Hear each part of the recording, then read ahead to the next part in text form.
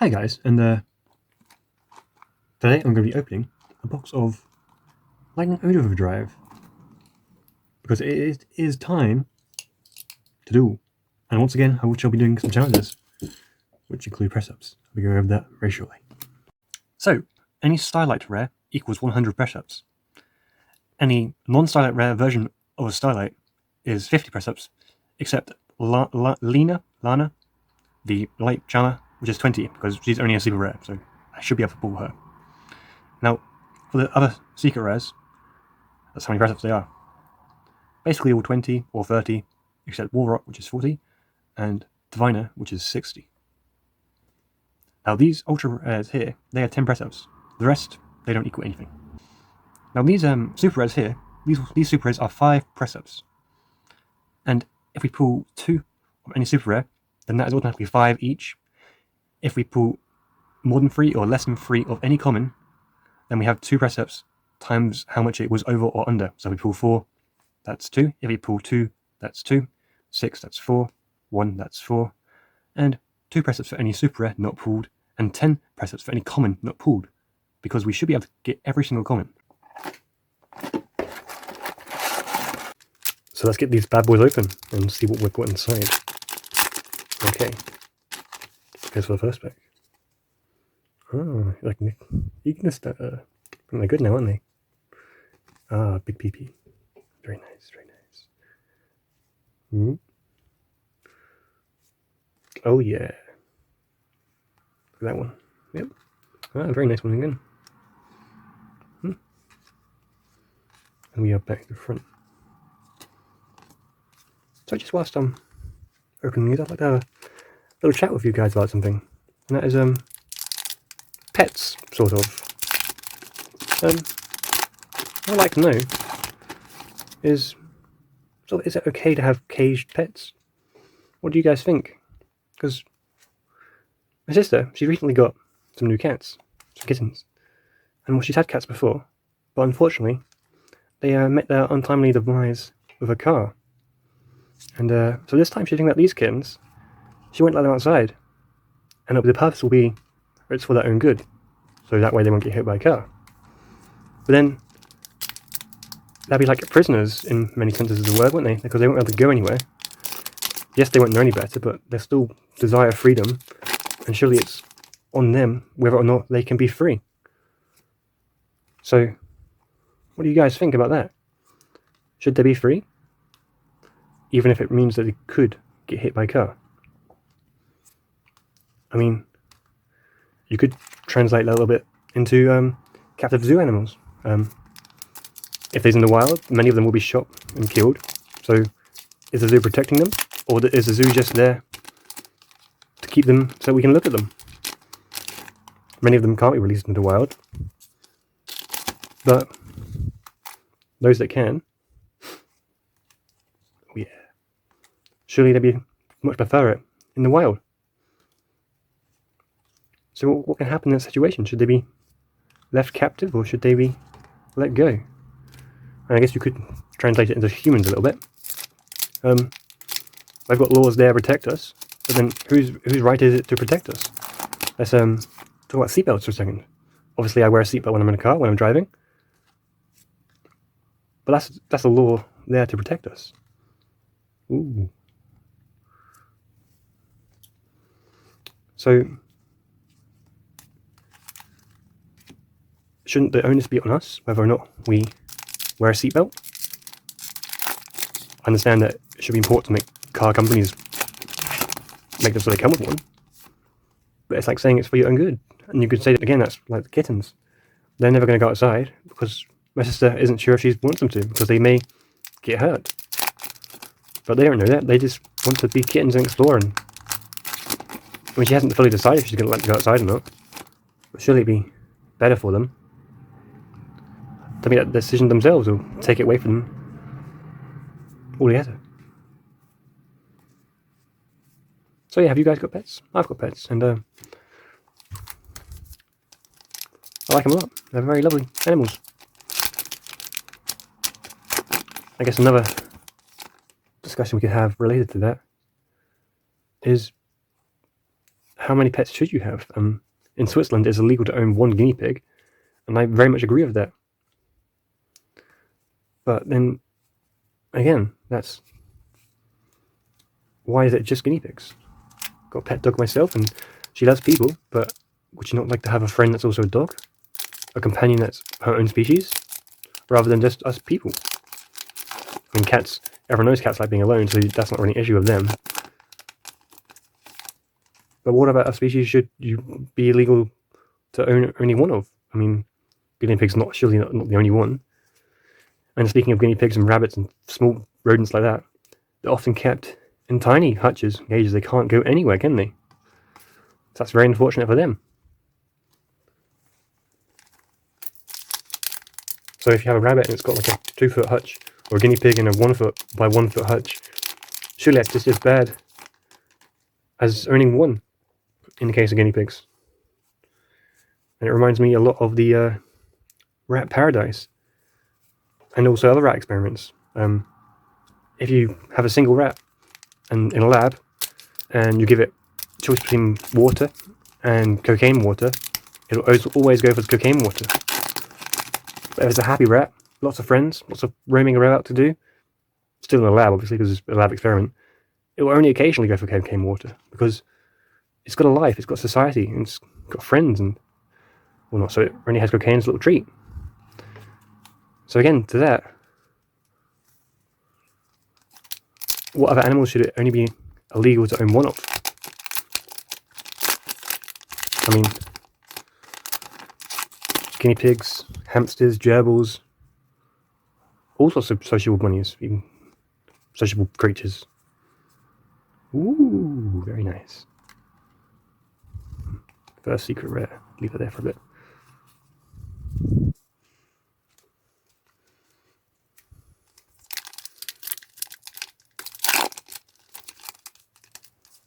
I think it's official now. The white rhino has gone extinct, or one type of rhino has. Well, they still live in captivity. Is there ever a chance to bring them back into the wild? Or will they always be just a captive animal now? Who knows? I mean, if you can bring them back into the wild, is that even a good thing to do? Because, well, same thing will happen again, surely. What would the solution be to stop poaching? Some people say just arrest the poachers, but then has that worked before? There's still the demand there, isn't there? So what can be done? Oh, yes. I read somewhere about this company that was making synthetic rhino horns, so it's going to flood the market so that they would drive the price down so that people just wouldn't bother killing them because it wouldn't be worth the money, and also the market would be flooded with fakes, or real fakes, because they're still made the real stuff. It's not from a real rhino. I mean, but if they was going to do that, then surely it's too late now. Or they're still going to do that because there's high demand. Who knows? And then what can be done about elephants? And I guess they're in a similar situation. The elephants that were in highly poached areas, even in this such a little time, it's only since poaching's been a thing, the males now, they all have smaller tusks because they're the ones that lived in such heavily poached areas. Shame.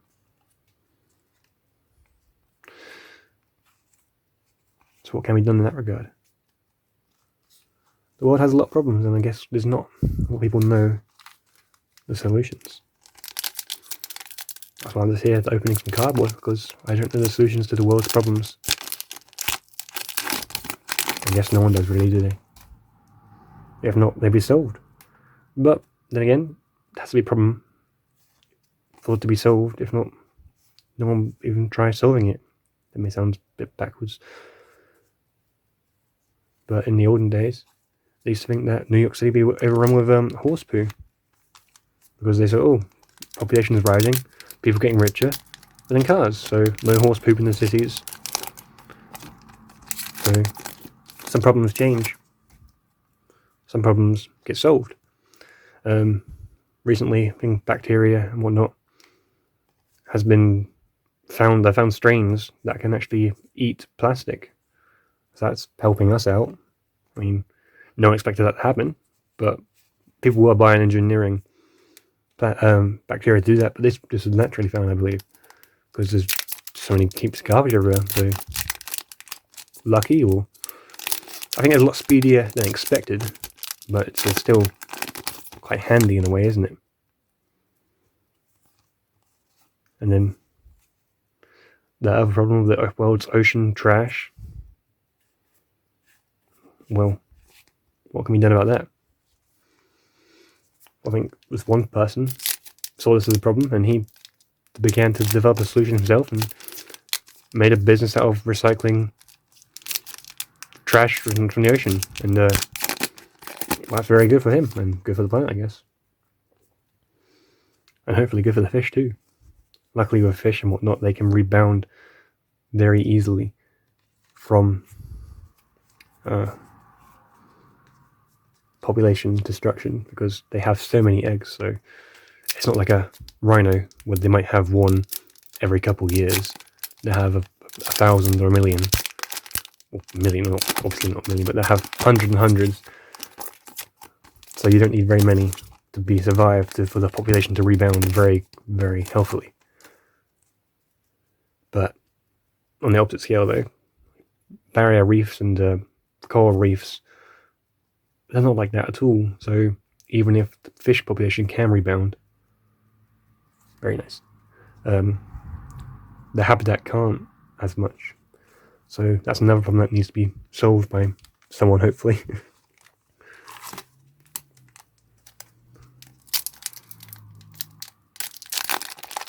And one day, we're looking back in the past and thinking, oh, they was worried about that, and now we've got this. So hopefully it'll get solved, any of the problems in the world. I am rambling quite a lot, because I am. I hope it's not too much. Let's focus on the cardboard. I challenge you to do... Oh dear. 2 more left. I think we should have only super rares left. Unless we get something extraordinary. But I think we will. Because it usually places ultra or a secret rare, and we've already got those numbers already. Very nice.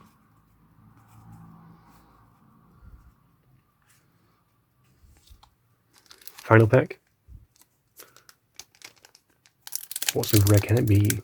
I guess let's find out very soon.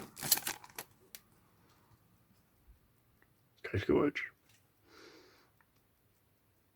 Not really sure why Konami decided to do these retrains, but okay. Zexal Sage. I don't. What's the S stand for? Zexal Soldier, maybe. This random guy. Zexal Weapon. Oh yes, very nice. I knew. So this is everything. A little bit of bad news for me. 319. So I've got 50 from this beauty over here. Another 50 from this beauty over here.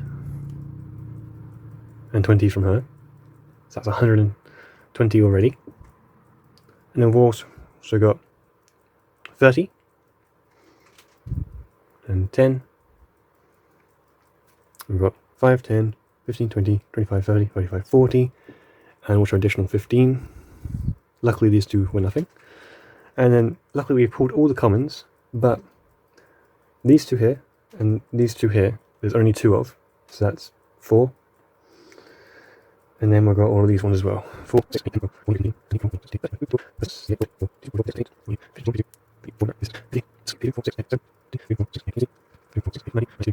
these are the other super rares we pulled. And there was also an additional 6 super rares we didn't pull, so that would mean an additional 12 press ups. So I think I miscounted these, but I did count them a second ago. 319 press-ups. Oh dear. But look what we got. Very nice balls. So, before I do the 319 press-ups, I'd like to spare a minute of your time to tell you about where I got this box from. I got this box from a website called FTK Gaming, or For the Kings Gaming. The link will be in the description below. Well, maybe you're wondering, am I sponsored? No. But I am telling you about them for a couple of reasons, really. It's a lovely community.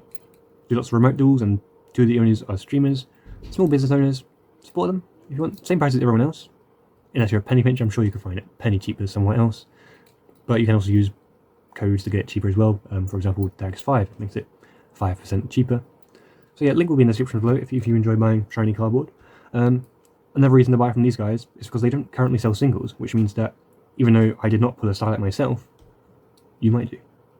Because they're not opening until they pull a Starlight and then selling the rest of the boxes. Not that other sellers do that, but since they don't sell singles, you know they can't be doing that. So I just like to give them a shout out, because this is where I got the box from. And they're a nice community, do lots of remote duels, very friendly. They've got a Discord,